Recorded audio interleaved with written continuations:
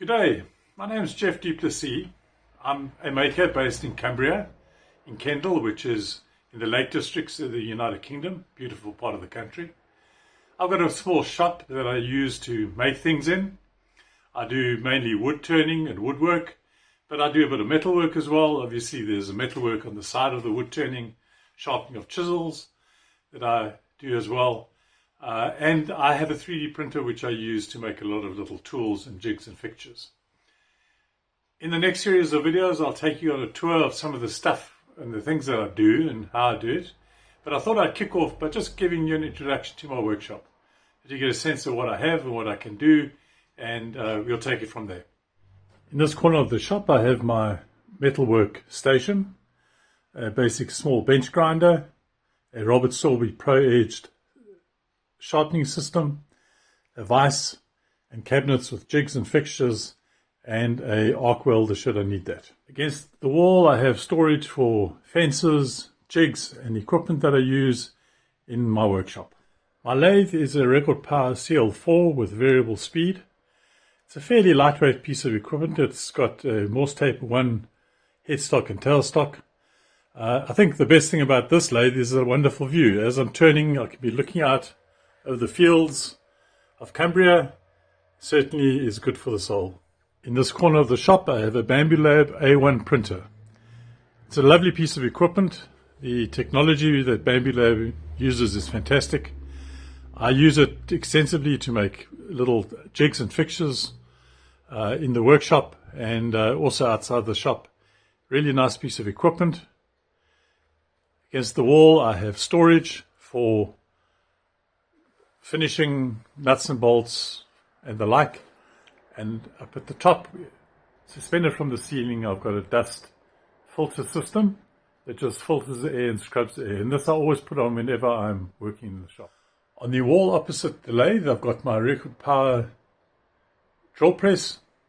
I've got a mortising machine with an adaptation to hold in irons so that I can do threaded inserts into plastic parts, and a bobbin sander which is really very versatile. In this corner of the shop I have a Rockwell Delta bandsaw. It has got a 13-inch throat, can cut to a height of about 11 inches, and it has got dedicated dust extraction. Next to the bandsaw, a bit of storage for ladders, brooms and recycling material. In the center of the shop I have a Festool saw stop aim table saw. I have got extension tables, outfeed tables on the sides and the front which I fit as needed. A very good tool to cut and rip with, and a very accurate tool. In front of that, and at the same height that I can use this as an outfeed table as well, I have my old Martlet table saw which has really been converted into a router on the right hand side, and a workbench on the left hand side where I have got my Laser Picket 2 laser engraver, and then behind that a Metabo miter saw. I still do use the Martlet for my dado blades as they don't fit on the Festool, so whenever I need to do a big dado cut with a wide blade, then the Martlet gets cleared up and I use that table for that. The dust extraction front, I've got a Bosch Advanced Vac 20 portable vacuum cleaner with a hose, and this is really good to use with small tools. I've got a record power CamVac system which is my main dust extraction, and I've got a series of dust ports that track underneath the benches to various parts in the workshop. Then I have a DeWalt planer thicknesser, the side of the shop here, and this is a piece of equipment I actually found standing in the rain. It was a bucket of rust. I worked it right down, cleaned it up, painted it, rebuilt it, and it really does do what it says on the can.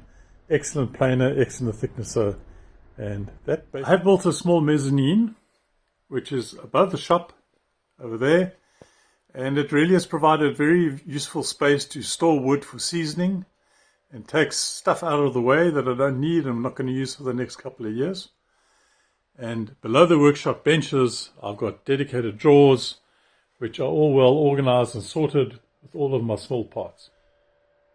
So that's it from me. I hope you've enjoyed the small tour of the shop, and I look forward to showing you in detail some of the stuff that I make in this wonderful little shop that I have. Thank you very much for watching.